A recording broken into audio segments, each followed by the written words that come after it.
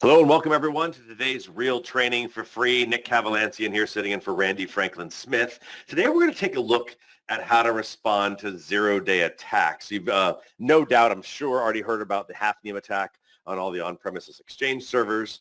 We want to take some time today, I think, to talk a little bit about that attack, specifically what happened, both during and post-attack. And then take a look at how you can work to respond both, in specific to the Hafnium attack, definitely can do that, but also to take a look at zero-day attacks in general. Now, today's webcast is sponsored by Immersive Labs. I want to introduce you all. If you've been on any of the webcasts before with Immersive Labs, you've met these guys before, but introduce you all to Kev Breen. He's Director of Cyber Threat Research, and Chris Pace. He's Technology Advocate. They're both from Immersive Labs. Kev, Chris, thank you both for making today's Real Training for Free possible. Thanks for having us again. Yeah, we love being back. Yeah, glad to have you guys here. For those in the audience, if you have questions, as always, I've got the Q&A box open. We will have formal Q&A time at the end of today's webcast. But if you have questions throughout, comments, anecdotes, a joke, whatever it is that strikes you while we're talking, be sure to put that in the Q&A box. Be happy to include you in on the discussion today.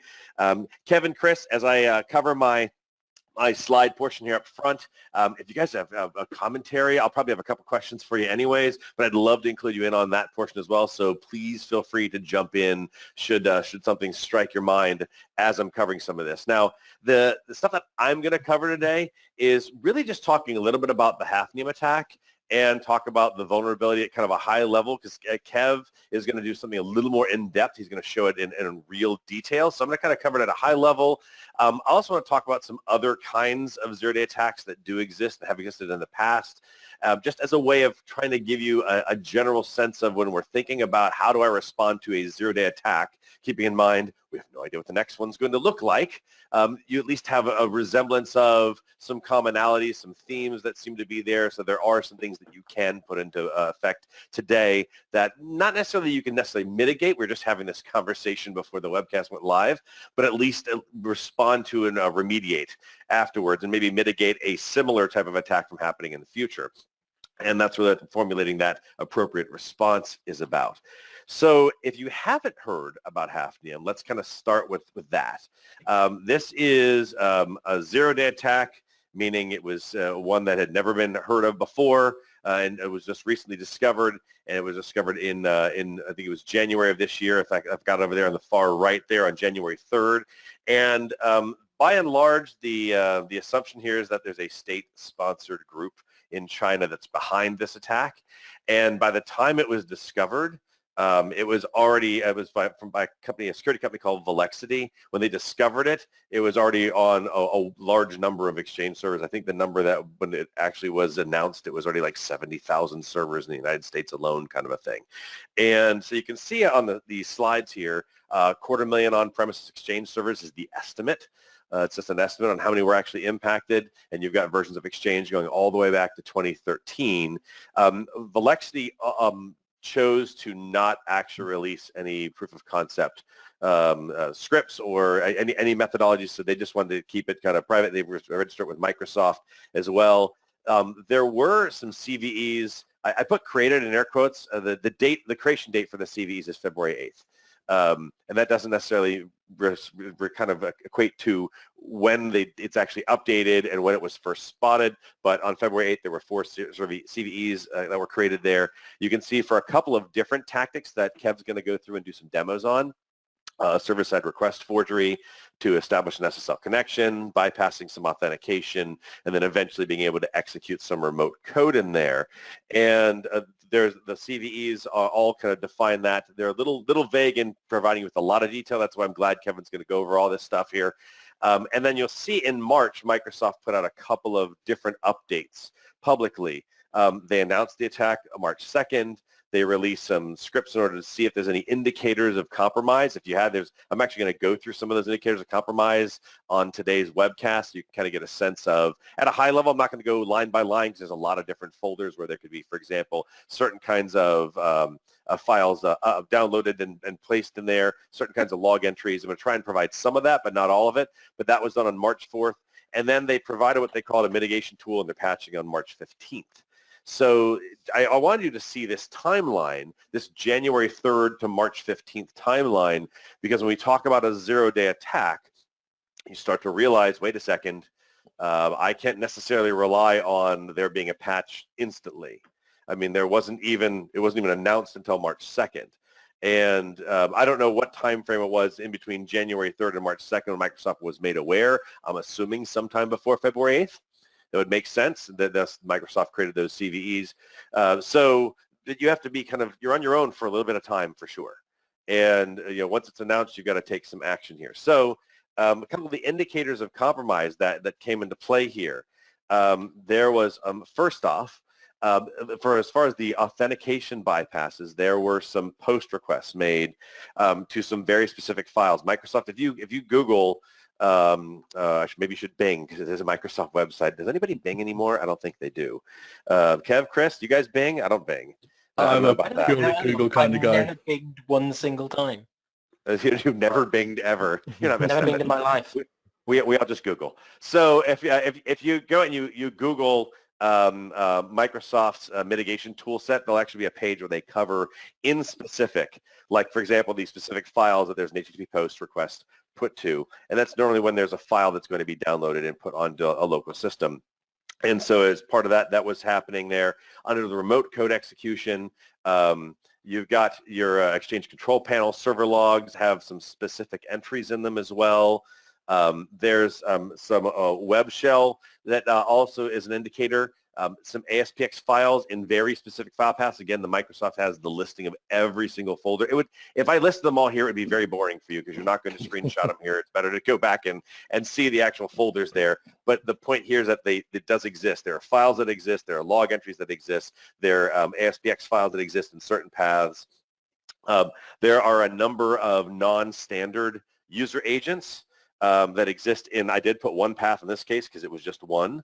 And so there are a number of non-standard agents that actually exist as well. And then there's some specific communication with a range of attacker IPs. So if you're doing some network traffic monitoring, you'd be able to see that as well. So there definitely is some ways to tell that you have been compromised.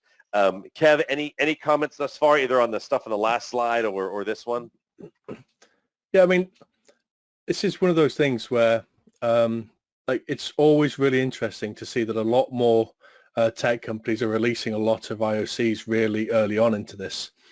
We saw it with SolarWinds and things like that, where big companies like FireEye, Mandiant, and even Microsoft themselves are coming out and going, hey, we're seeing stuff, and not just releasing the patches, but also releasing a load of indicator of compromise stuff around that as well. And just to go back to your point, so there's a lot of speculation about where this thing actually came up from, because we know that Velexity saw this way back in January, but it was actually a set of 4 0 days that were discovered by a researcher. So there's a lot of speculation at the minute about if those POCs found by the researcher were accidentally leaked. And there's an investigation going into Microsoft and its partnerships to see where that leaked, because it was a researcher who found this, and then we're suddenly seeing it used by APTs long before Microsoft actually raised awareness of it. Yeah, good call.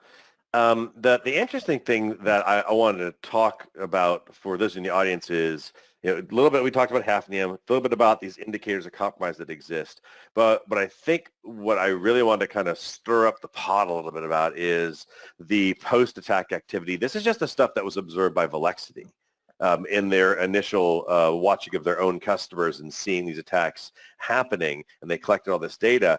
And this is not a comprehensive list by any means, because this is just what they happen to observe. But as the list kind of goes on with the remote code execution possibility, or capability, the possibilities for what could be done post-attack are pretty much limitless. It's all the way down to gaining access to the Exchange server and trying to laterally move within an environment and exfiltrate data beyond just the exfiltration of the Exchange data itself, things like that. But this is just some of the types of post-attack activities that did happen. So the first two here are both about trying to take a look at what's in memory. So You can see memory dumps in both cases in order to either gain credentials or looking at contents of processes that are there. There was actually some work done to try and figure out it's some discovery basically. What do I have as my assets here? Do I have a set of credentials? Do I have a set of accounts that I can use? Is there some information I can take advantage of in order to do some of those other kinds of activities like laterally moving or accessing specific kinds of data? There is also use of PSExec, and this was executing commands on, as you can see here, remote systems in the environment. So obviously they're not exactly moving laterally, but they are running commands on remote systems. That's every time the bad guy gets access to your network, they're not going to be satisfied with one machine. They just never have.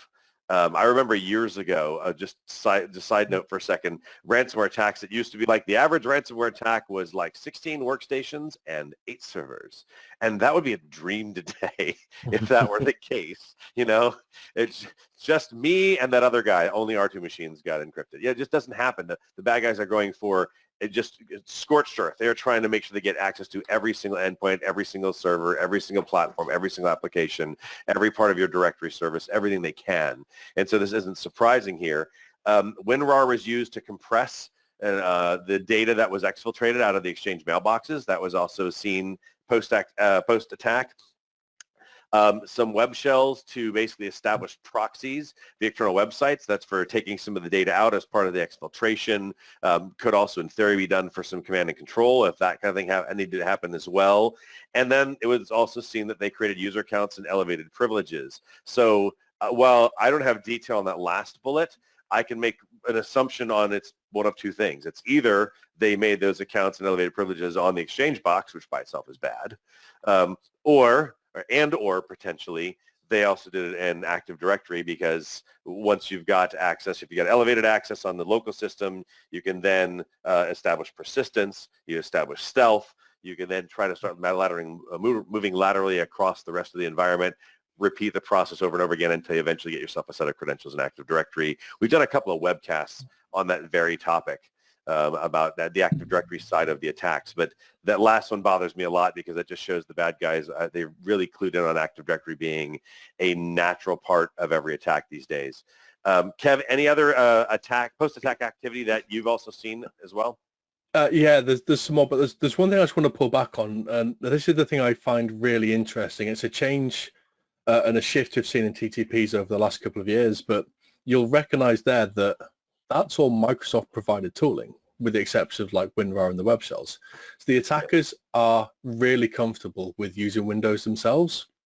And what we used to see historically is once they gained initial code execution, they dropped their custom malware in, they'd have custom implants, and they're kind of moving away from that in some situations, and they're using what we call living off the land binaries. So they're using Microsoft's own tools against them because they're common tools used by administrators. They're signed by Microsoft. They're expected to be on that box. In some cases, they're expected to be used and run. So it makes it a lot harder for defenders to try and identify, is that a bad guy running that? Is that one of our actual domain admins running that? And that's where you have to start correlating a lot of different data points. So looking at which user accounts, what time of day they're coming from, is Bob, who's doing this, actually in the office, or is he on leave? Like, what accounts are doing this? So you have to start pulling all of those bits together because the attackers are starting to use these techniques. Yeah, the assumption there on the bad guy's part is likely that you may have endpoint protection of some kind on the endpoint, and so therefore you got a system that's watching processes. They're seeing what a user account is actually spawning a process. Is that process spawning a child process? You know, those kinds of activities. And you're right, Kev. If you launch something that's very odd because it's a piece of malware, or it's just bad guy coding, that's going to trigger it, because I'm not expecting to see that. But seeing PowerShell to run, doing a remote PowerShell of some kind, that's all kind of normal because it's all Microsoft based. It makes perfect sense, and they have gotten better at it. I used to when I would talk a lot about Microsoft security and trying to overall get the environment much more secure, I'd bring up the fact that Microsoft has a 288-page guide on how to harden Active Directory. And I would always ask at the end, and this is kind of for you guys in the audience, just to kind of make the point of how far ahead the bad guys are than the rest of us. I would usually go, by a show of hands, how many of you have read that?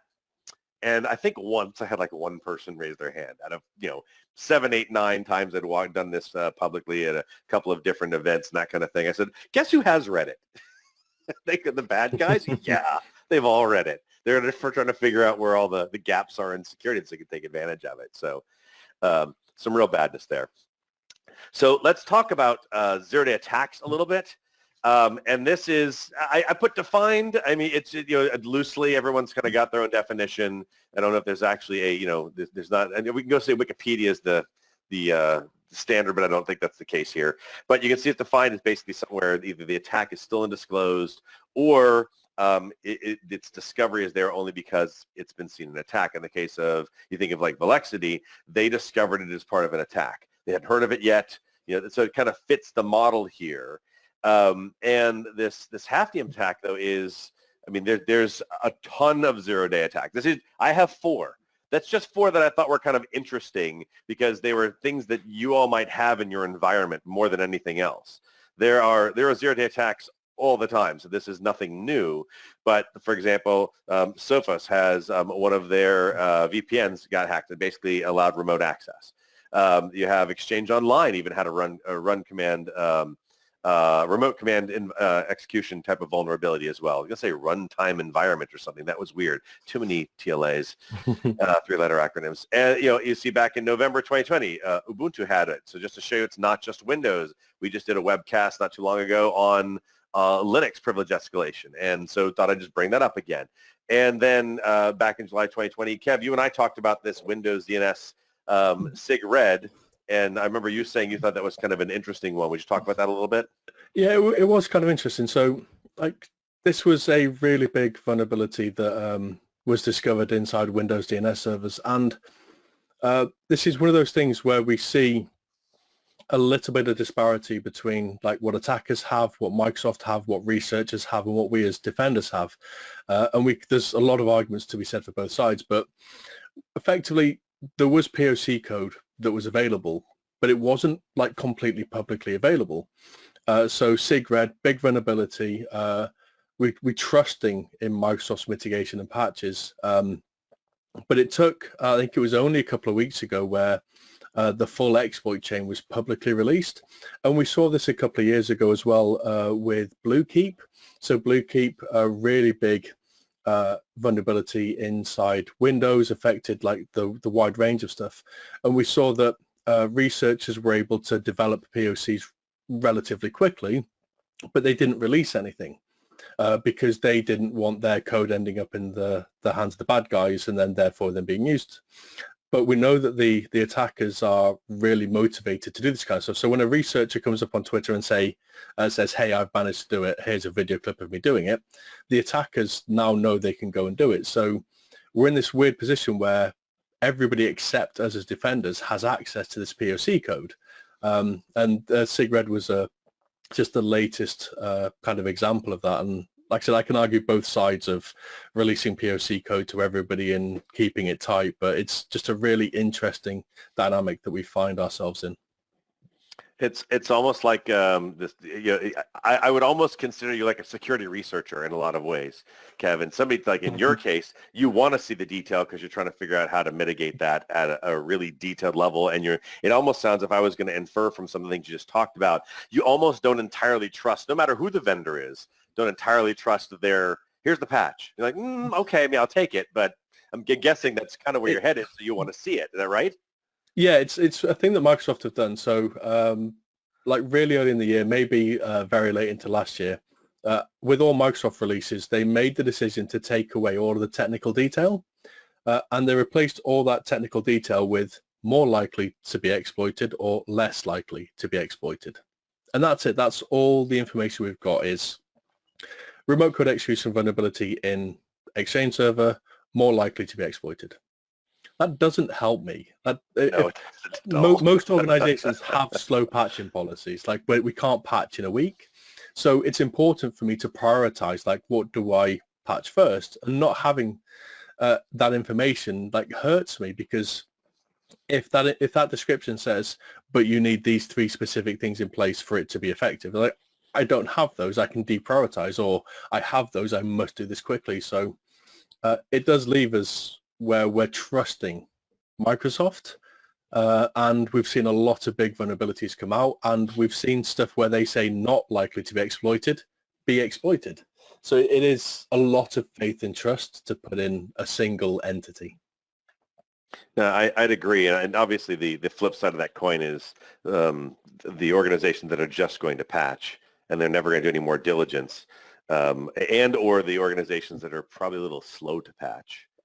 I think they're just trying to protect those folks instead of I'm saying this on purpose this way, satisfy your curiosity. It's not about you, or whatever it is. So Yes. yeah. So I want to put on here that I mentioned this at the beginning. Zero-day attacks are difficult to mitigate. Chris and I had a little bit of a conversation before the webcast started, and he's like, "Well, no, if he disagrees or disagrees," and in fact, Chris, I'd love you to reiterate what you said in a second. I said it was difficult to mitigate because it's a zero-day attack. It's something that's never happened before. And you don't know where the next one's going to come from. You don't know which platform, which service is going to be the problem, what is the initial attack vector. But Chris, what was your commentary on, you still thought mitigate was a good strategy, and that difficult to mitigate is an entirely inappropriate phrase? Well, it's only the context, isn't it? It's differentiating between this is a thing that we have not yet been attacked by, so therefore we mitigate in the event that we're not going to patch, i.e. we do whatever we need to do in order to mitigate against the potential of this threat, right? Versus, because in a way a patch itself is a mitigation. So you could argue that if you haven't been attacked by a zero-day, mitigating against it's actually very easy. You haven't been attacked by it, just apply the mitigations and you've mitigated. It's all to do with context. And actually goes back to a point that Kev was just making, which I was thinking, not all networks are created equal. That's why some perhaps larger organizations with more people like Kev in them want to be able to see what the malicious code does. And there might be an argument amongst that community that they have a right to that if they're protecting their network. And so then it becomes a bit of it goes back to the thing again.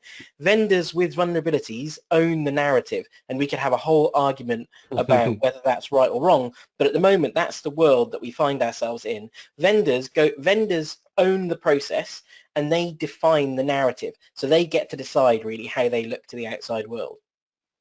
Yeah, that's fair enough. And I would agree. In the case of Hafnium, you still can mitigate if you haven't been hit. But the next one, I don't know. That's tough to mitigate there.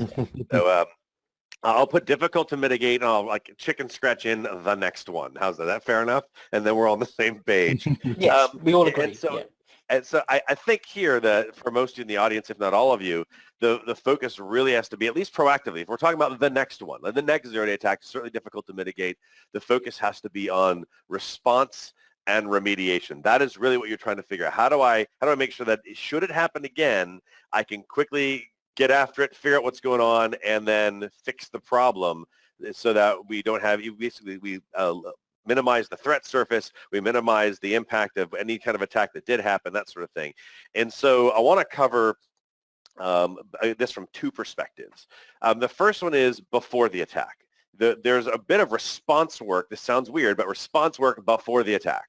And that is, this is stuff you're going to put in place. And so if you look down the list here, I'm going to kind of walk through the bullets that are on here a little bit. The first one is visibility. You have to know what's going on in the environment in the first place, what you have in place, what services, what are the interdependencies, that sort of thing, just so that if you are wondering, so let's say we're not talking about a zero-day attack like we're just at an Exchange server, but instead it's something more like someone compromises well, actually, we could, I guess, stick with Hafnium. Someone compromises the Exchange box, and they start moving laterally to all the other devices, all the other systems on the network. At least you don't have visibility into, for example, what systems logically can the Exchange server see?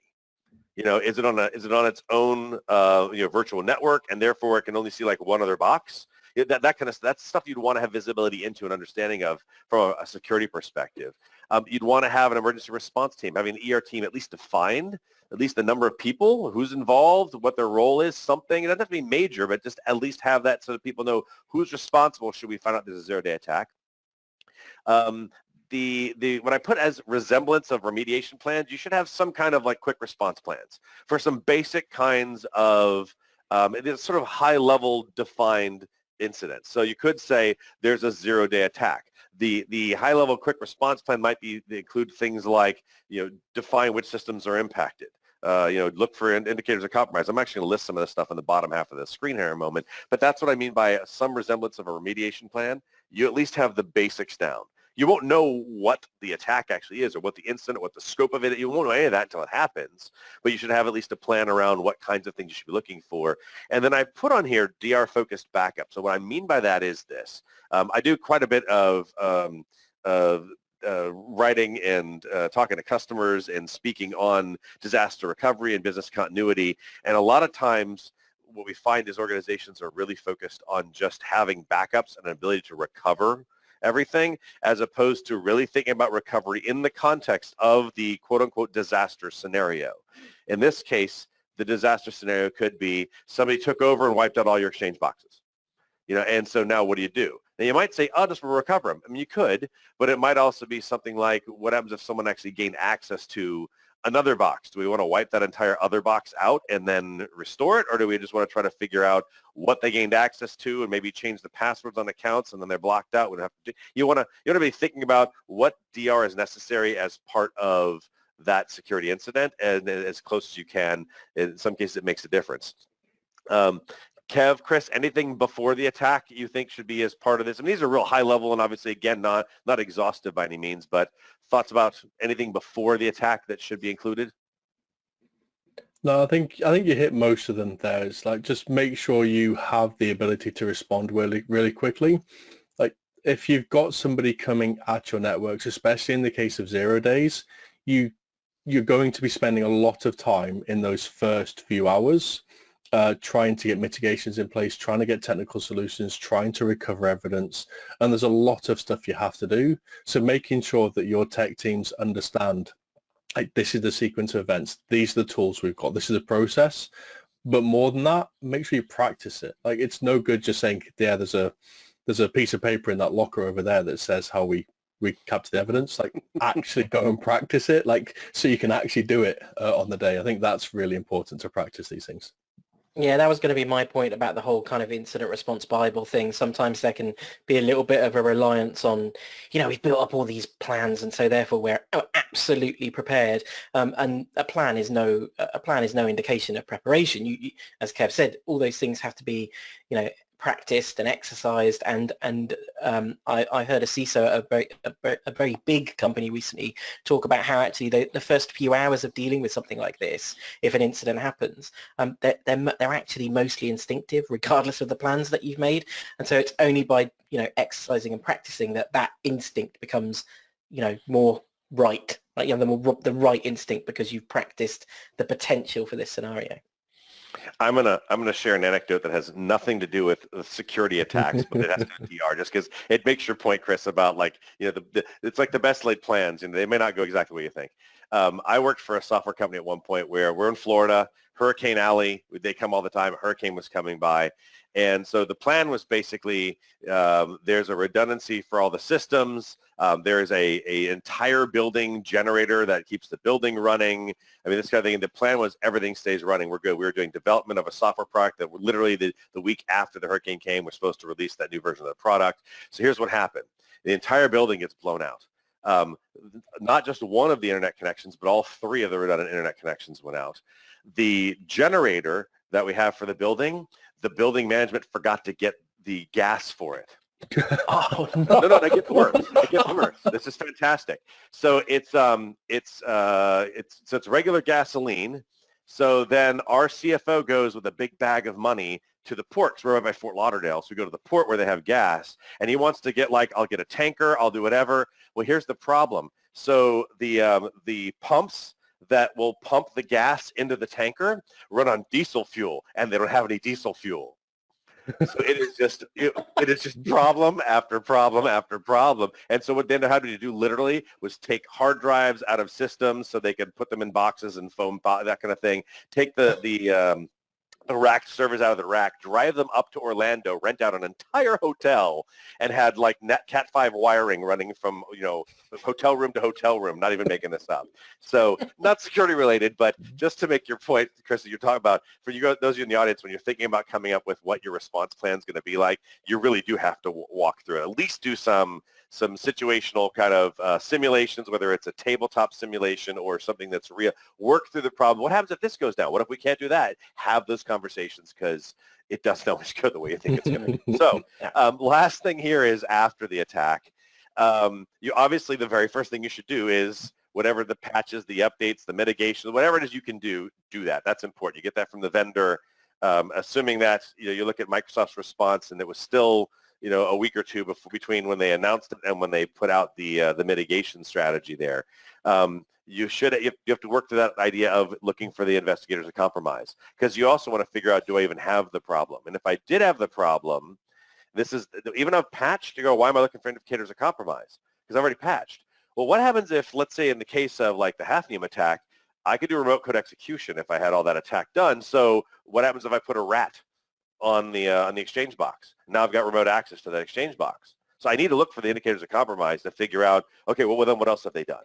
And looking for that way. So if it's present, then you're trying to figure out what else happened post-compromise. And I've written down some other things here that could happen that's kind of in the vein of thinking, if you're familiar with the MITRE ATT&CK framework, I try to go with things like privilege escalation and persistence and lateral movement. And you're looking for what other activity may have happened on those particular impacted systems that have the indicators of compromise.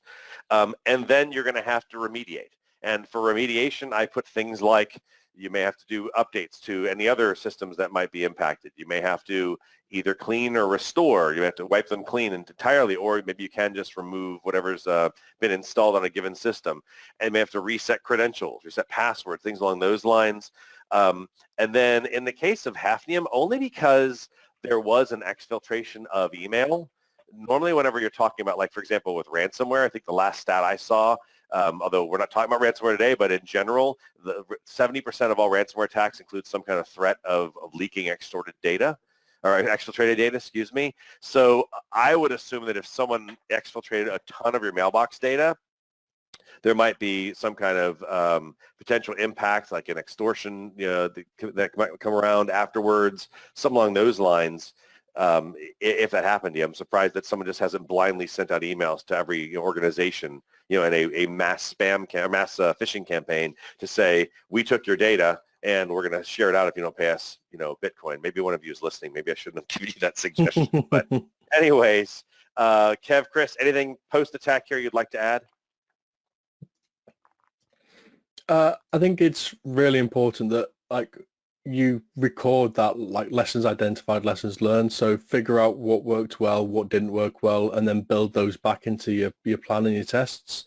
So that like you said, like Chris said, those first few hours, it's a lot of reacting rather than trying to follow playbooks. So the things you learn there, it's important to document those, record those, and then bring them forward so that if you are unfortunate enough, again, to get hit by something else, then you can respond better than you did the previous time. Excellent, guys. Well, we're going to do this. Now, up next, so Kevin, Chris are going to do a couple things here. They're going to dive into the Hafnium attack a little bit and look at it from two perspectives. You can see in the first sub-bullet here, Kev's going to demonstrate the attack and kind of show you everything from start to beginning, from basically the initial threat action all the way to the exfiltration of the email. And then they're going to take a look at using one of their cool crisis simulators. If you guys have been on one of our webcasts before with these folks, you've seen these. They're very cool. They kind of walk you through their decision tree, kind of, okay, this is what you see next. What do you do? And then based on what you select, they tell you if you did well, if you picked the right answer or not, and then you keep walking through the scenario. This is a great way to figure out and do that testing, like Chris was mentioning, before the attack, to kind of put the whole thing to the test to figure out what happens if we do it right, we do it wrong, make the wrong choices, so that your choices can be hopefully on par, and your response is both exact, accurate, and fast. So with that, Kev, I will pass the baton over to you, and the floor is yours. I think it's me. Is it me? Yeah, it's you, Chris. Sorry. It's me. It's me. It's because we changed our approach and we forgot to tell Nick. So what we've actually decided. Chris, the floor is yours. How's that? Here we So go. what we've decided to do is we've instead decided to weave the technical stuff into the crisis sims, which hopefully will make it a little bit more dynamic. You will be able to play along. You can see at the top of Kev's screen share there is a URL and an exercise code. As always, when we do these, we encourage as many of you as possible to log in order to play along. You can do that on a mobile device or on your in your browser. And the exercise code, those are all zeros. B00250. So get in there as quickly. You can actually join at any time. The other thing that we always encourage is for people to comment, disagree, throw stones at our decisions in the questions. So if you have comments or if you have opinions, we love to hear them and work them into the scenario. So all right, let's start the exercise. So just to set the scene a little bit, I don't think I need to talk about proxy log on Hafnium anymore. I think Nick did a great job of outlining where the challenges have been with this particular threat. But in thinking about our role as we step into this scenario, we are all today going to imagine that we are CISOs. Our job is to make executive decisions in the kind of incident management layer in order to direct people in our technical team like Kev, who's going to go off and do what needs to be done. So that's the kind of combination that we're going to get. We're going to be decisions made by CISOs at the top reporting back to the board, and then the more technical stuff happening underneath that gives us the situational awareness, understanding, knowing what's going on network, all that kind of stuff. Okay, thanks Kevin. We can make a start. Okay, so some of you have been on these also may remember that we were working for a large financial services company. We worked for the same financial services company. They got hit by sunburst way back in December, and now it seems like they're going to have to deal with this as well. You know, the solar winds was fading in our memory. We were looking forward to better, longer, warmer days. The clocks have changed. But apparently now media outlets are reporting that organizations using on-premises versions of Microsoft Exchange are at risk of targeted attacks exploiting 3 newly disclosed zero-day exploits, which are already being taken advantage of by malicious actors associated with the Chinese state. These exploits have been codenamed Proxy Logon. Well, we certainly have active on-premises versions of Exchange that work in hybrid with our Office 365. And these exploits are currently being reported as being used in a limited and targeted way by just one nation-state sponsored group called Hafnium. So what we have available to us right at the outset are Microsoft's recommendations, and their first recommendations are to install the patch. If patching is not possible, they've also given us a load of mitigations here as well that we can take. So let's see what our available options are. And Kev, open the voting straight away so that people can get voting. I see we've got a good 80 odd people in there, so I would encourage more of you to join. And these are our 3 options. So actually, I'm going to ask a question before I get into the options, Kev, and that question is why would we have on-premises Exchange in hybrid with our Office 365?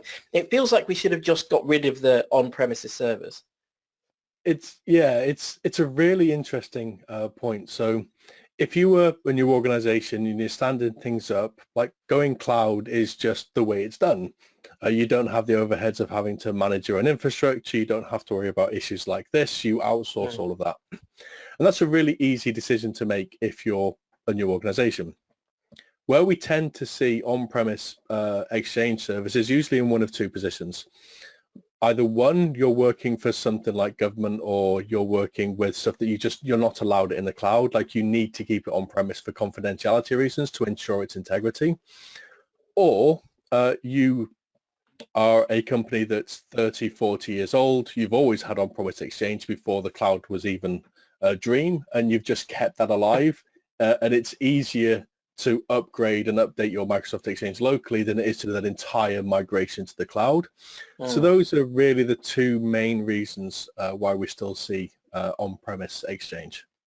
Yeah, I think I also did see that there are some, obviously there are some integrations for things like, faxing and unbelievable, scanning, and People all this still kind of fax. stuff. Yeah, but there are, but yeah, there are plenty of, unfortunately, plenty of organisations that do, and those integrations often rely on on-prem versions of Exchange. Right. So these are our three options. Sorry, go on, Kev. So the same goes for domain control. So Active Directory Exchange server ties really closely with Active Directory. So if you've got on-premise Active Directory, then it makes sense to tie those together. Otherwise, you have to open up and you have to do federated access between cloud and on-prem. It all gets very confusing and very difficult very quickly. Okay, so these are our three options. We can either mitigate using the steps provided. We can't risk the disruption that patching might cause. This is the best way to minimize risk in the first instance. We can patch out of band, so that is kind of outside of our normal schedule. This seems to be a serious risk to an area holding critical amounts of data. We should look to apply the patch even if it risks momentary loss of service. Or do we hunt for potential indicators of compromise? Patching or mitigating is like closing the stable door when the horse might have already bolted. We should focus our energy on finding out if we've been attacked. So Kev, considering those three options, what are your feelings? From an investigation point of view, 3 is where I'm going to want to go. It's based on these zero-day attacks. If we have been hit, I want to know what's happened really quickly. But the thing to pull back to is these are limited and targeted attacks, which means we might not have been hit. And if we haven't been hit yet, then either patching or mitigating is a really easy step to do. So to secure the environment, I'm probably going to go straight to step one. I'm going to mitigate, get those things in place. Then I can think about the correct patching policy and at the same time start to think about looking for forensics. Yeah, it feels like a kind of balance. It's a balance of risk, kind of classic balance of risk kind of question, isn't it? We could risk the 0 day for the window of time that we have for longer by going for option 3, but actually really we should put energy into option 1 to minimize the risk as much as possible in the early stages. And of course there isn't the risk of a patch going wrong, which would obviously be bad. Okay, we've had over 100 people vote. Let's have a look and see whether they agree with us. Oh, interesting. So it seems like I guess in the context of a 0 day and looking at Microsoft's advice around that 0 day, perhaps the balance of risk, to those 51 people who voted to patch out of band is significant enough that it's worth the risk. Kev, do you just want to talk briefly about what the risks are in the event of, applying that patch? What should we consider if we decide that we're going to apply the patch? Yeah, so one of the biggest things to consider is that Microsoft, the reason they have Patch Tuesday, once a month they release all the patches. And what that allows is a lot of time for them to develop the patches and to make sure those patches are not going to have an impact on the organization. Now, in this instance, these patches have come out early, so they might not have had as much rigorous testing, which means actually deploying the patches could do more damage. Now, they release mitigations, and we can talk about the mitigations, but it's a lot easier to roll back mitigations than it is to try and roll back patching. So it is just it's that risk balance trade-off. Mitigations might stop the attackers really quickly. You can roll them back if it's having a really adverse effect, and it's a really quick, easy step you can take whilst you actually consider your patching policy. Do we have an Exchange server that we can test the patches on to make sure it's not going to break? So we're talking these are the first hours, so that's why you'd tend to lean more towards mitigate. The danger of patching is significantly higher. Yeah. Okay. We are going to, I may have mentioned when we've done this before, in order to make sure that Kev can show the techie stuff, we do have to follow a certain route through the scenario, despite the fact that these scenarios can be built to be completely dynamic, take us all kinds of different directions. But we have to go down a particular route in order for Kev to be able to show us the labs. So we're going to go with option 1, but that was interesting to see the divergence in opinions there and some of the rationale, which I'll get to in a second. okay, this is the most balanced action to take first. We can't ignore a 0-day like this until patching, but we also can't ignore the risk it poses. This option protects us in the event we have not yet been attacked. All right, so let's move to the next inject, the next question we have to answer. Okay, out in the wild, intelligence is emerging that a much larger number of threat actors than first suspected have been actively exploiting these vulnerabilities well before they emerged publicly. The suggestion is that multiple APTs have access to this Exchange RCE exploit, and some even did so prior to the patch release. It is still unclear how the distribution of the exploit happened, but it is inevitable that more and more threat actors, including ransomware operators, will have access to it sooner or later. And there's a timeline down here that shows us those dates. When I was looking at this with Kev, I was like, hang on a minute, the 3rd of January? That's not a 0-day, that's like a 0-day plus 60. So yes, this has been out there for some while and has been actively exploited for some while as well. So let's have a look and see what our options are. Okay, so similar looking. So we can, you can open the facing cafe. Yeah, go ahead. So we can patch out a band. The risk factors are increasing by the moment. It's vital that we schedule this patch sooner rather than later. We can hunt for indicators of compromise, or we can, we shored up our defenses. Now we need to see how this could have already impacted us. Or option 3, we can take the Exchange servers down. We can keep an image for forensics, but leaving the servers up means attackers could already be inside our network. So I can see people are voting. Kev, do you want to talk us through your feelings about these 3 available options? Yeah, so like option 1, patching out a band, like it's completely viable.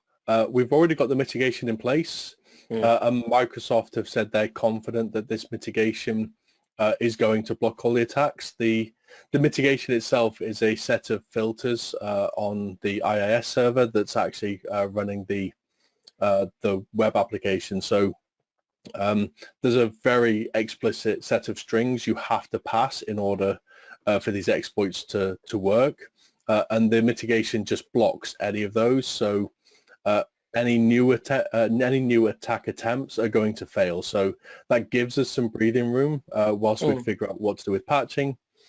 Taking the Exchange server down is that's a really bold move. If you are compromised, that's going to effectively shut down what the attackers are able to do. If they're using that to pivot in, you're removing that from them. What you're also doing is removing that from your entire organization, which is effectively potentially shutting down all of their email. It's not just their ability to send email, it's also their ability to receive email and retrieve attachments. So like the impact in the organization in there is going to be pretty high. So for me at this point, we've got some mitigations in place. We know we're protected against future attacks. I need to figure out if we were in that initial target list by Hafnium, or if we're in that second set where we're seeing more people start to use it. I need more data at this point. So option 2 is where I'm going. And I think that it's important because there's a few comments in the questions here about, kind of the rationale for patching. And of course, it's all to do with situational awareness, isn't it? We are a large-scale financial services company with thousands of employees. We are naturally more risk-averse to the idea of applying an out-of-band patch than perhaps some of the examples that have been given in the comments here is, we're a small operation. I'm one dude with an Exchange server. I'm more prepared to accept the time that it might take me to roll back than risk the hack, which is totally that's completely understandable. And so again, it's all down to situational awareness at that moment in time and balancing all those things to try to find the right pathway through a scenario like this. It is definitely also true, as someone has just said, that you would look potentially to prioritize some of these things. And if you were building a scenario like this, you could build the scenario to have, kind of diminishing actions as you make your way through it. But as I said, this is slightly, I'm not going to call it fixed, but it's slightly constructed, let's say, so that we could, because Kev's desperate to get to a lab. Okay, so let's reveal the votes. Oh, there you go, Kev. You've got it anyway by 5 votes. So the audience has also chosen to go with the indicators of compromise. So you want to click that. Okay, and so yeah, I'm going to tell us what an IOC is. Common IOCs that are used for external intelligence include things like registry keys and status domains. The best way to identify these IOCs is to check against something. For example, has something happened inside my network that looks unusual that indicates that I have been compromised? And Kev is now going to we're going to take a closer look at some of the labs around this. So this is the more technical bit. So for those of you not familiar with Immersive Labs, so like the main premise of Immersive Labs is not just exercising those decision points, but actually exercising those practical elements as well. So if you're saying you want your team to go and collect IOCs, you need confidence that they have the skills, the ability to do that, and that's exactly what this gives you the ability to do. So we've built an entire series around the Hafnium exploit. So we've got those proof of concepts, so you can go and you can play that and you can see what this looks. So if you've got a red team, you can go and have a play with this. If you're a defender, you can run those attacks yourself and you can see in a really controlled environment what all of those indicators are, like all the phases of the attack. So this is what we mentioned before, having those POCs is really key. Then we've got stuff around hunting for indicators of compromise. We've got stuff on all the things, which we'll get to in a minute. So I'm going to start off just by jumping into one of these two labs here. So what these two labs are doing is they're dropping us into an Exchange server. And at this point in time, we don't know what's happened. All we have is some information from Microsoft, and they gave us a couple of PowerShell scripts really on. One was mitigation, and one was an ability to search, so identify whether you've been compromised or not.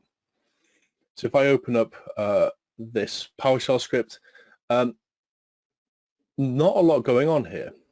So this is some of the early stuff that was released, and this is from Microsoft saying, like, go run this, and this is going to tell you whether somebody's attempted to compromise you or not. And this is what we're saying about this attack cycle. There's a very specific set of things they have to go for, which is why those mitigations are so effective. So I'm just going to run that. Doesn't take very long. And then we can see very quickly that I've got a lot of information here.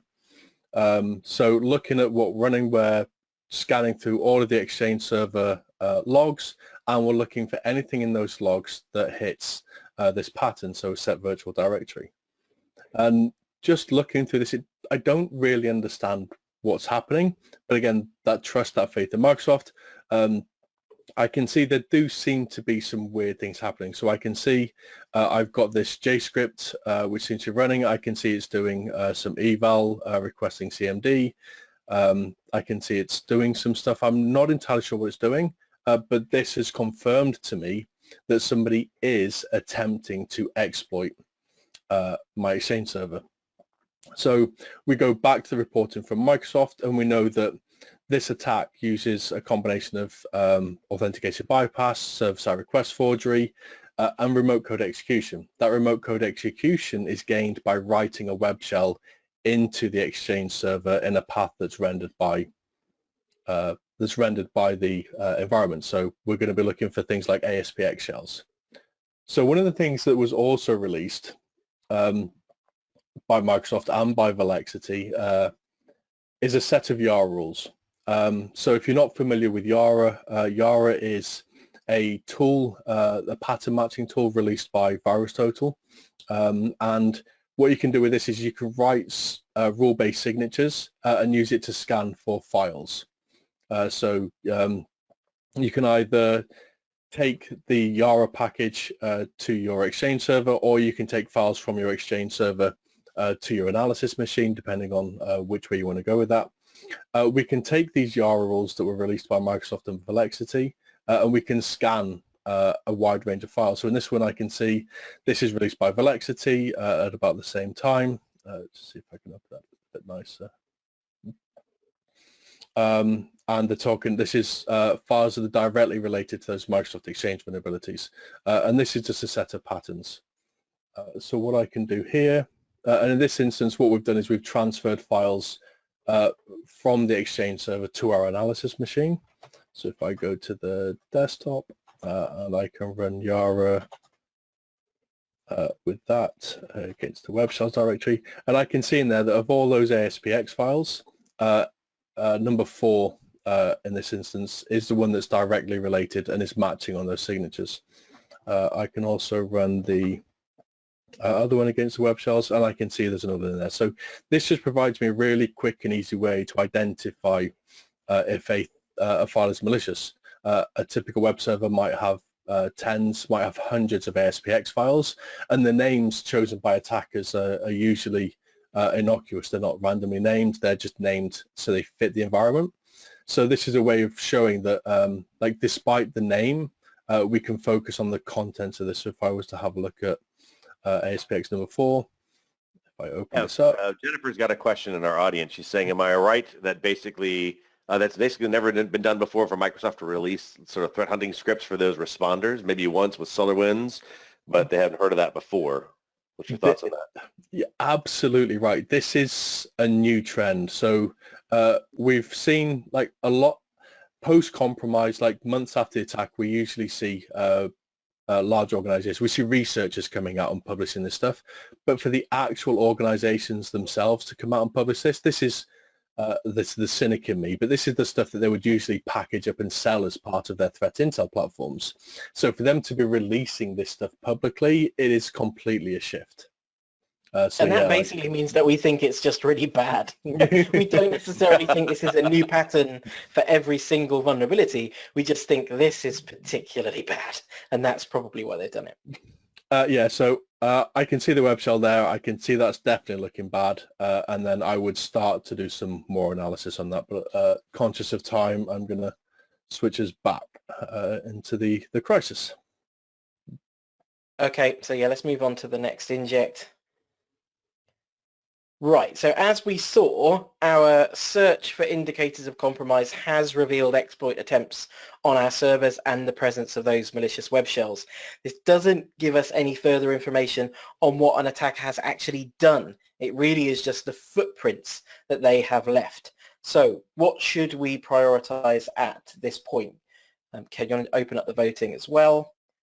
Okay, so these are our 3 options. Option 1, we can acquire forensics. This will give us a complete view of what happened, but it's time and resource intensive to complete. So we're basically trading off what we'll get back from it with the time that it would take to do it. Option 2, we can do a quick and dirty investigation, a quicker but not as detailed analysis of what the attacker has done. Or option 3, the easiest thing we can do is take the web shells down. They currently present a backdoor into our network, and we need to close that as quickly as possible. So those are the 3 options. We have a bit of a balance between kind of time, effort, and potentially making an impact on the current, our current situation.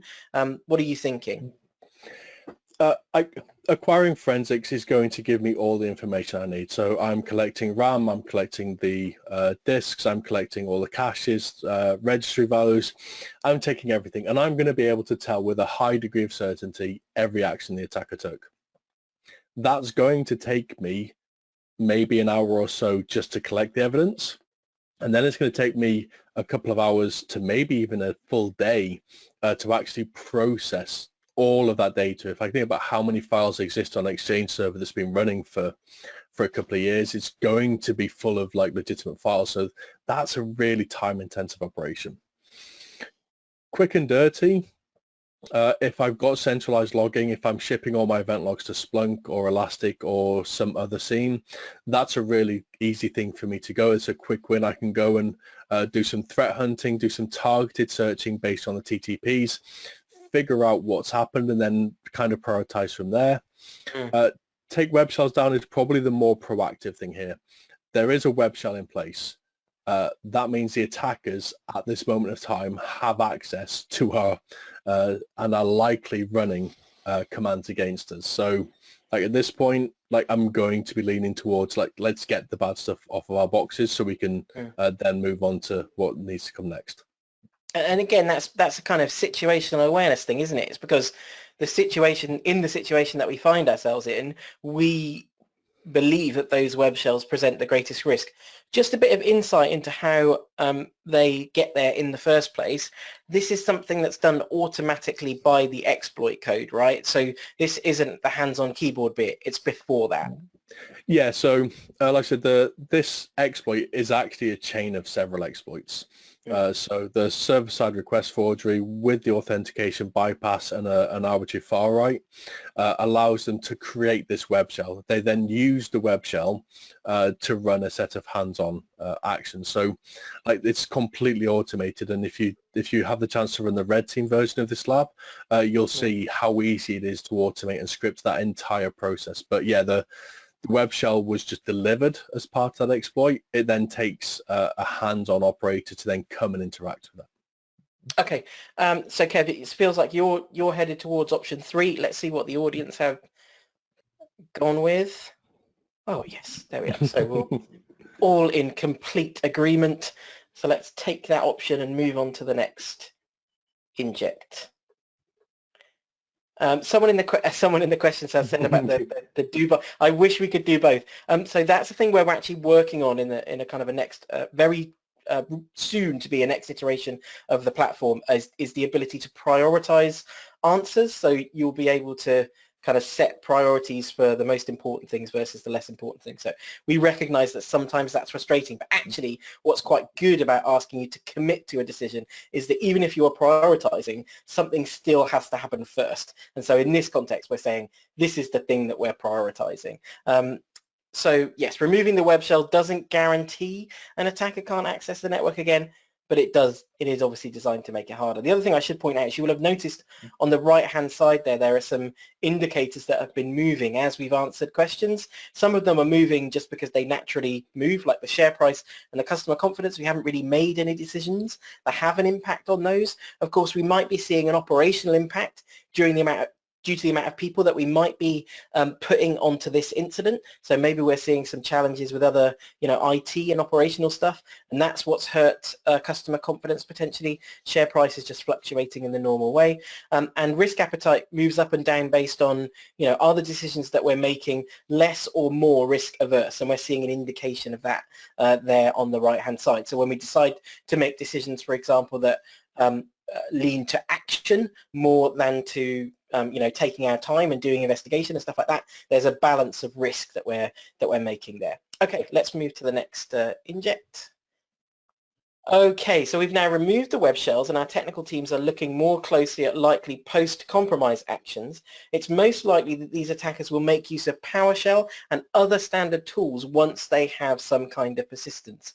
We know that we have initially been impacted by this, but we don't know if the attackers are currently active on our servers and in our network. So let's see what our options are here. And Kev, you want to open up the voting and I'll walk through the options. So option 1 is to patch out a band. Our patching schedule is only a couple of days away now anyway. Let's get this patched.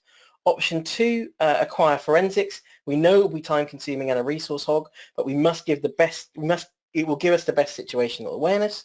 Is it now time to run that quick and dirty investigation, use these new IOCs to determine any other actions an attacker might have taken, or is now the moment to take those Exchange servers down? We know we've been exploited and they are still operating. We should just take them offline. Kev, so these options are sort of similar, but it feels like we're in a slightly different place in that we've understood the initial exploit has happened, but we perhaps don't know any more. And I guess that means you're looking to balance between, I guess, 2 and 3 again.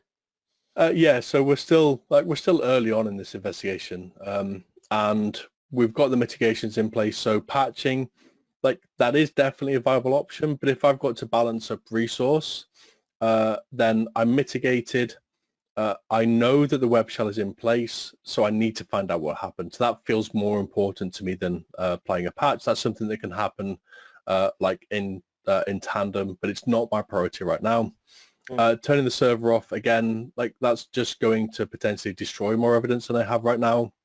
By removing those web shells that we did in the previous step, I can have a little bit of comfort in the knowledge that I've isolated the attackers from that initial foothold. Not to say they don't already have another persistence mechanism, and that's why option 3 is the place to go. Acquiring the forensics, absolutely right, like Jennifer said. We want that. We need that really rich, detailed information. But at this point in time, I'm going to be getting enough information that I can figure out what's happened. And so option 3 is where I'm going. Okay, so let's see what the audience has to say, and then we'll let you choose option 3. Yeah, okay, so let's go with that. And I think you might have another lab here. Another so lab? quickly using all the available intelligence to get a view on actions an attacker could have taken will give us visibility. So what's in this lab, Kev? So in this one, again, so we come back to our Exchange server. So we've run our mitigations. We've run that initial compromise script that Microsoft shared that indicated that we do have some attacks running against us. So we've got a couple of options open to us here, and we're going to go for the quick and dirty. So I'm making an assumption here that you don't have centralized logging, you don't have a SIEM that you're pushing this through to. So we're going to go for the old school Windows event log analysis. So if you don't, a lot of people will say that if you don't have a SIEM, you've got no way of seeing what happened. A SIEM will give you an easier way to search these things. I'm failing to find there we go. A SIEM will definitely give you an easier way to search through these. They'll give you a much correlated view. But you can just come straight to your Exchange server, jump on here, and very quickly start to just filter through your logs. Like one thing Windows is really good at is generating logs for everything, which is both a blessing and a curse. So we can see here there's a lot of event logs, and we've taken a very small snapshot of our Exchange server in this instance, just so you don't have to spend hours and hours trawling through these logs. So I think what we're going to do is we're just going to jump into some of the really interesting stuff. So if I open the Powershell log, so based on the TTPs we've got from the Microsoft Labs, from the Velexity description, from the TTPs that we know about these attack groups, we know that they're going heavy into the PowerShell usage. We've got that web shell. Looking at that web shell in more detail, we can see that web shell is running PowerShell command line. So if we can pull any command PowerShell logging out, we're going to have a good indication of what the attacks are doing. So I can do some quick and dirty. So if I go looking for LSAS in these event logs, which is one of the TTPs that Velexity shared, so I can see here that there's absolutely stuff going on. So I don't have the full picture, but I can see that there is an lsas.zip, which has been moved into this file location, HTTP proxy OWA auth. That tells me a lot really quickly. So that file path is where the ASPX files sit. That's the web hosting side of the Exchange server for the Outlook web access. So that's a way, it's a lazy way for the attackers to exfiltrate data. So they've created this LSAS zip. They've moved it into a folder, into a location where they can just access it from like any browser. They can just transfer it from there. So it's a really easy way for them to exfiltrate data. The lsas.zip is a really interesting thing for them to take. If people are familiar with running investigations on like domain controllers, file servers, even desktops, they'll see that attackers love to deploy a tool called Mimikatz. Mimikatz is a tool, it's public, like everybody can just go and download it, and it's designed to steal Windows credentials. Whether they're local credentials, domain credentials, it can generate golden tickets, and it'll do like file hashing. It is credential stealing for your entire domain. It's really powerful at doing it, but it's really easy to signature. So like every Windows Defender will spot this thing running from a mile away. So that's why the attackers have gone this process. So the way Mimikatz work is it dumps LSAS memory, and then from LSAS memory, it's able to run against that and then extract these credentials from memory. What we can do here is if we take that LSAS memory dump, which we've seen them using memdump, the legitimate binary, we transfer that back to our attacker machine. I can now run Mimikatz against that memory dump, which is effectively the same thing without having to put all of my easily recognizable malware onto your Exchange box. That might take some time. That might get me some file hashes. I run those file hashes through word lists or cracking. I come back and I've now potentially got legitimate access.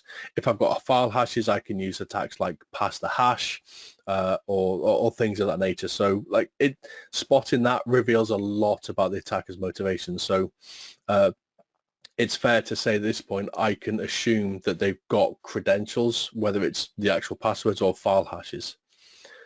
Some of the other things we saw them do was packing data up and shipping it off, and we saw examples of them using WinRAR and creating zip archives. So again, like showing you don't have to go really complex searching, just really simple searching. So there I can see the LSAS zip being created. Here I can see they're using 7-zip to bundle it up. So 7-zip is the tool they're using to create these. If I keep searching through, then I can see if this is going to find anything else. So here's another really interesting one. So I can see them again using this 7-zip. They're creating this thing called ITZip, and this is the program. This is the structure that's reading. So it's going to the Exchange server mailbox directory, and it's compressing everything it finds in there, saving it to program data it.zip, and then if we continue searching through our logs, we will see that they transfer that again out to that same OWA path where we know that they now have the ability to transfer that back to their box. And if we go through this, we'll see there's lots more indications of all the things they're doing. So here we can see they're running PowerShell, they're downloading a PowerShell script from this IP address, and then they're executing it.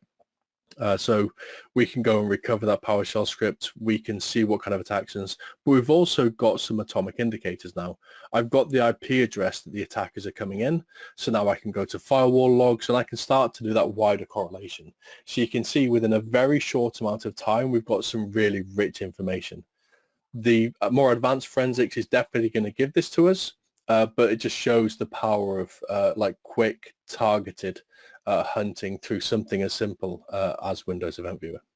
And the importance of them providing those IOCs to make that possible. So by providing you with that information, they have made it as simple as sharing it, as searching in Event Viewer to be able to see what was there. Anyway, the bit that I was most worried about was that it looks like mailboxes have been taken. So let's move on to the next. Inject. I hope people have been paying attention to these great titles that I've written for these injects. So now we're at Life's a Breach. So the results of the investigation do not make for good reading. Obviously, the investigation was not exhaustive, but what we do know now is that email data has been accessed by the attacker from compromised servers. So what should we do? We'll do this one pretty quickly because I'm getting conscious of the time. So our first option is to consult with execs and the board individually. So basically go to the top to not generate too much panic. Just let the top of the business know quietly. Option 2, focus on completing our forensic work. We don't have the whole picture yet, so we should have a complete investigation in our hands before we make any following decisions. Or option 3, do we now assemble the crisis management team? The existence of a data breach is clearly defined in our incident management plans and requires us to bring the leaders of the crisis management team together. So let's open the voting. I know exactly what my choice would be. It seems to me that if the incident response plan says assemble the crisis management team, we kind of have a responsibility to do that. I see that option 2 is nice because we would say we will assemble the crisis management team after we've done the forensics so that we can present that information to them. But I feel like we kind of know we've been breached. So we should be doing option 3, right? It's got to be option 3. So like you're right. Doing the forensics works, like we've already started, we've done that in Severe, so we've already started now to collect memory and to collect those disk images so we can do more stuff on them. But if there is a data breach here, which it looks like there is, that other team, which is arguably maybe a non-technical team, they need to get their wheels going. They need to get up to speed. So the longer I hold off from allowing them to assemble, the longer I wait, there's potential I could be doing more damage to that side. So I've got to appreciate now that I've got one team who needs to focus on let's make sure that we're not further compromised. Let's find out what happened. But we also need to figure out what was in those emails. Like, we need something to happen there. And so option 3 feels like the only sensible route there. Okay, let's reveal the responses, and we're going to move on pretty quickly from this one, I think. Yeah, now we're going with option 3. It's the whole point of having a plan. So let's look at the next inject. Okay, so we are now dealing with a two-horned crisis. We still have to deal with our recovery and our resilience in the face of the attack, but we now also have to address the challenge of the breached email. We've now got more of that forensic work, which tells us that at least 100 employees, more worrying, including the entire board and the executive team of the company, have all had their mailbox files accessed and potentially taken away. And to add to those concerns, we have actually learned the company is in early stages of making an acquisition of another company, and there's a high likelihood that attackers have in their hands highly sensitive information regarding that project. So what are our options? Doesn't feel like any of the options are all that good. Option 1, we should do nothing. There's nothing in the public domain that could hurt us at this moment. We should just sit tight. We should disclose this to the SEC. We're a publicly traded company and we have obligations to our shareholders. We must file an 8K. Do we disclose the breach to the company that we're acquiring? We have an NDA with them and we can make sure that they stay quiet about it, but they also understand how it affects them. Or do we give full disclosure? Transparency is key. It will maintain customer and market confidence that we are handling what is happening. So I'll give my feelings here. But it feels to me like option 1 and option 2. Well, option 1 particularly is not good in terms of when we have to look back on this, if we chose to do nothing. Option 2 is possibly correct. We probably should investigate that. Option 3 feels more like naturally what we would do because that presents the greatest risk at the moment. Option 4 seems to be going too far, but I think there are probably lots of people who would favour option 4, given that we now have this climate of full disclosure. But what do you feel, Kev? Option 4, I love being really transparent, but option 4 might put us in some breaches of contract. So if we are going through an acquisition, like I said, we've got an NDA in place, that probably goes 2 ways. So if we do start overreacting and going public really quickly and with too much detail, we might be doing more damage than good. The attackers might not realize how sensitive the information they've got is. So again, us coming out and saying, hey, they've got all this stuff, they might not have realized that yet. So option 3, like I say, that's the way I'm going, unless there's an actual legal obligation that forces me down option 2. Okay, let's see what the audience have to say. Plenty of people have voted. Oh, it was close between. Full disclosure is so trendy now. You've got you've got to be completely transparent. But I think you're right, Kev, that there would be a risk to that financial transaction. Option 2, just a little interesting aside on option 2. If we were a UK-based company, we would have 72 hours under the Information Commissioner to basically make a disclosure to them because we've suffered a breach. Data is out of our control. Interestingly, for publicly listed companies in the US, the rules are nowhere near as tightly defined. There's no real time frames around filing an 8K. The definition of what a breach is actually a little bit sort of fluffy. So it's kind of interesting to see the differences between the two sides of the Atlantic when it comes to that disclosure to a regulator. It's kind of interesting. Okay, Kev, let's have a look and see what the impact was of that. Okay, no legal requirements for us to disclose. As I said, this could change, though, in terms of the amount of media reporting. But as the incident progresses, we might feel the need to reveal further information. However, a hasty and revealing response at this time could cause more harm than good. All right, next. Again, notice the fantastic titles that I've come up with. Great. All forensics work is now complete. We're very close to our standard patching schedule anyway. The network team is keen to apply the patch. Do we press the button? This is easy because it's a 50-50. Kev, is now the moment. Yeah, so this is a really interesting point. So we saw very early on where people say like patch straight away. You've got to factor in that patching could completely destroy your forensics.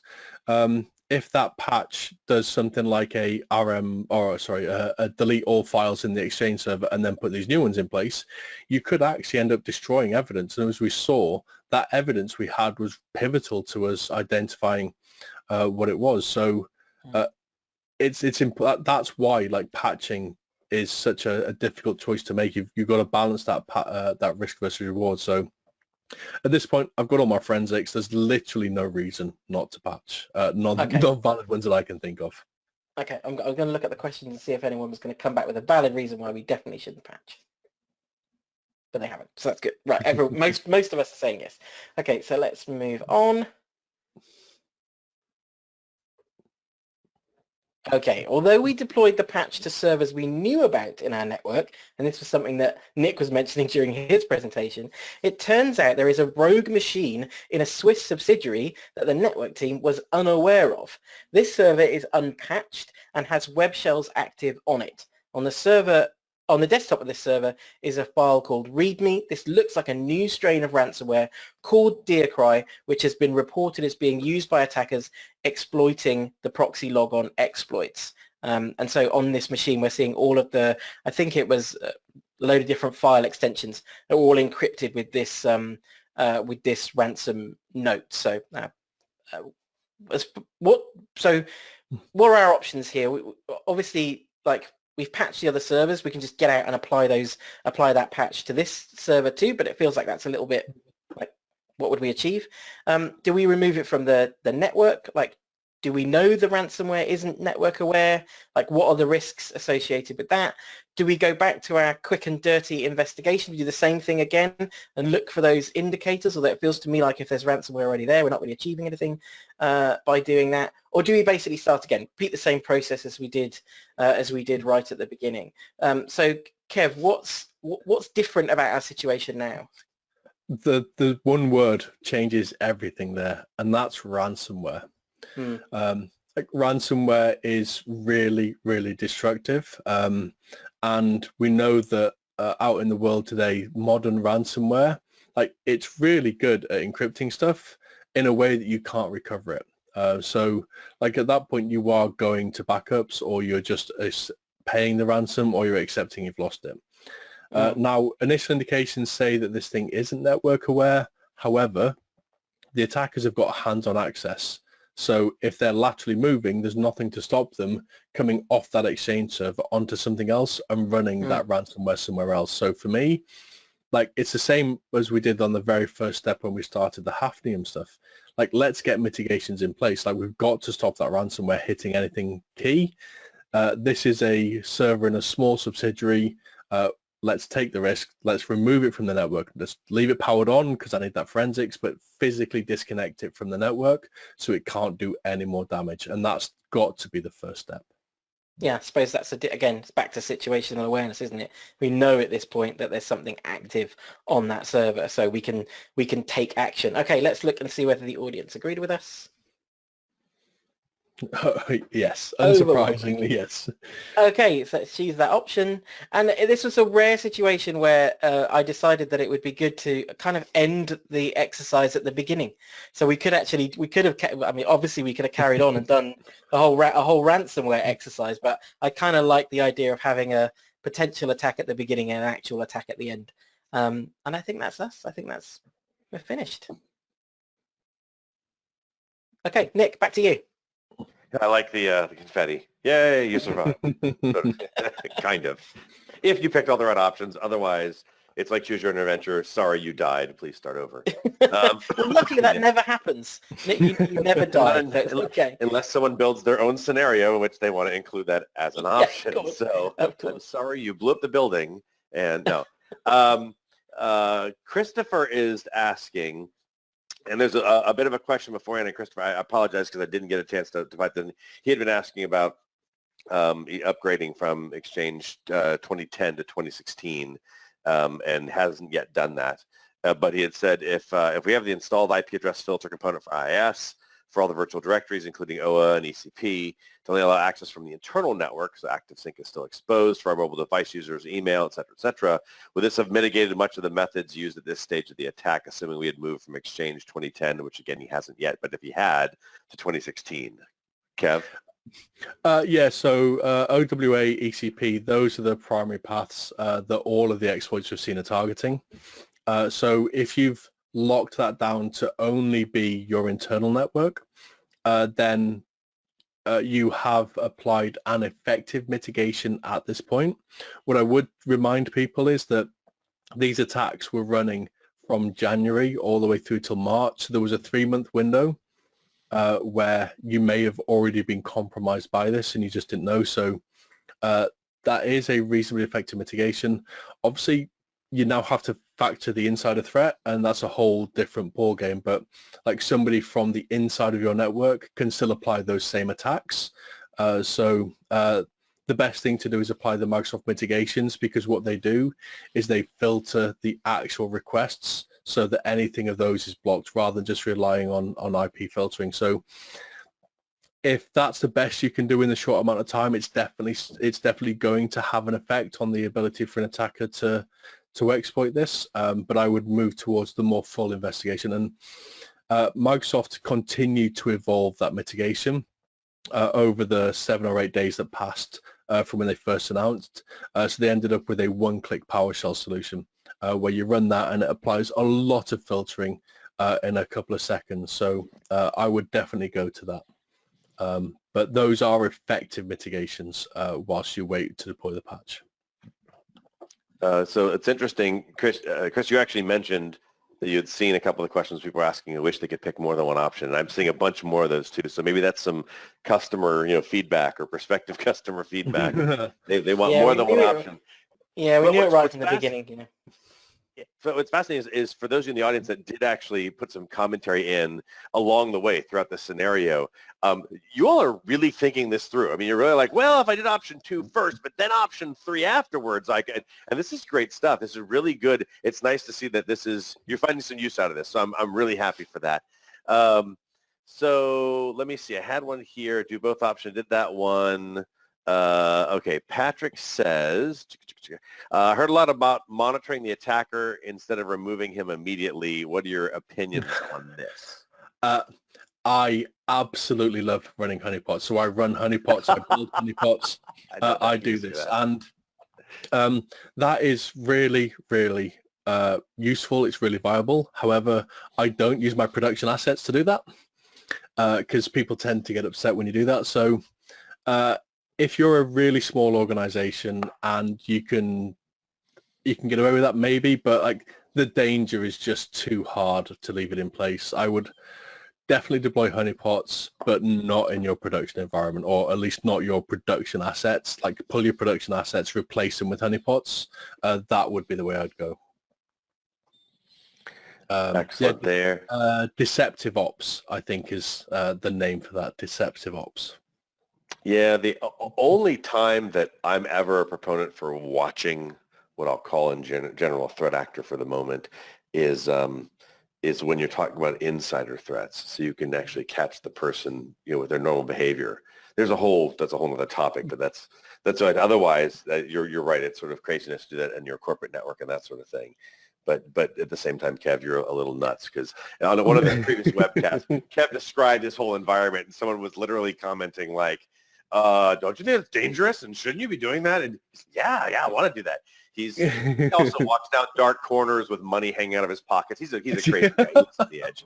So I like knowing what attackers have done. But so I mean, to that point, like you can't predict what an attacker's going to do. So if you were to leave them in your network, it would be very, very easy for them to just go, and here's a ransomware, and you don't have enough time to respond to that. So like it can be really dangerous.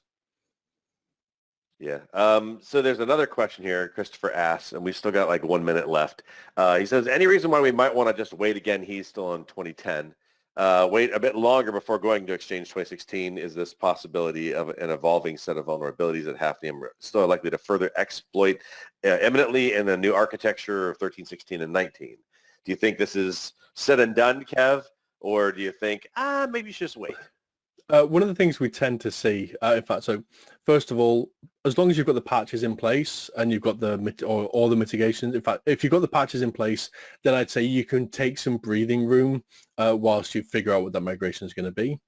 One of the things I'll say is that what we tend to see happen is when something big like this happens, like a set of 0 days, we will see a lot of researchers and attackers now diving at Exchange and going, what else is there? If these 4 flaws were there, what else is there? So like this, it definitely has the potential to evolve and to become more exploitable.